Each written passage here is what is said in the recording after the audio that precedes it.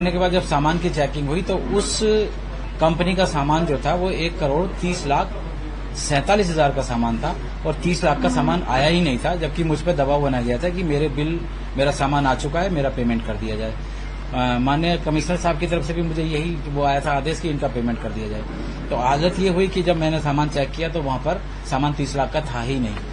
अब जाहिर सी बात है कि पेमेंट रोकना पड़ा। डीएम साहब हैं, वो जनवरी में आए थे, तो इन्होंने मुझको उसके लिए जोर दिया कि भाई इसका जो पेमेंट कर दो। और भी जो जब ज्यादा शिकायत हुई तो इसमें इन्होंने मुझसे कहा कि इसकी जांच कर लो।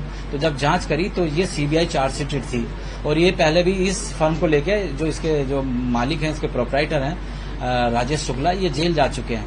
और इसकी जो बिड हुई थी उसमें 2 साल का आईटीआर था, जबकि 3 साल का आईटीआर होना चाहिए।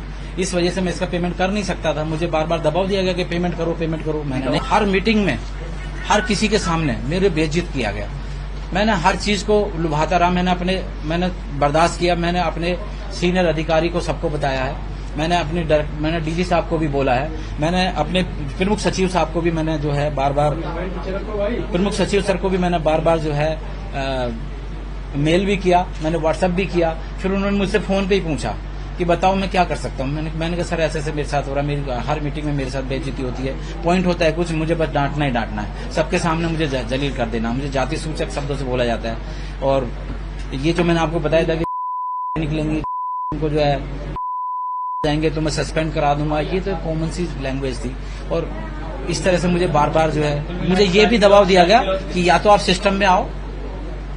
मैं देखिए आपसे आज बता रहा हूँ क्योंकि मैं वो छुपा रहा था, मुझसे बार बार डिमांड की गई, मैंने नहीं कर पाया तो मैं क्या करूँ, कहाँ से